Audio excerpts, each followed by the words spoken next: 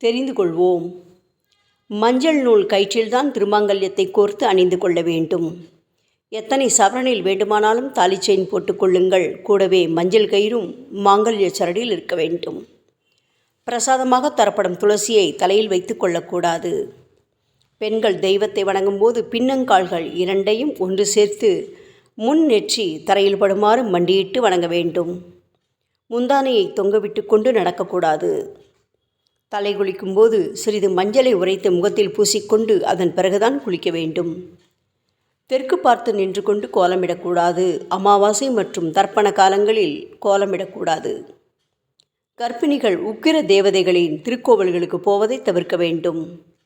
திருமணமான பெண்கள் ஒரே ஒரு விரலில் மட்டும் மெட்டி அணிய வேண்டும். ஒரே காலில் 2-3 மெட்டி அணியக்கூடாது. அவ்வாறு அணிந்து வந்தால் ஆரோக்கியத்தை அது பாதிக்கும். கணவரின் வளர்ச்சியும் பாதிப்படையும்.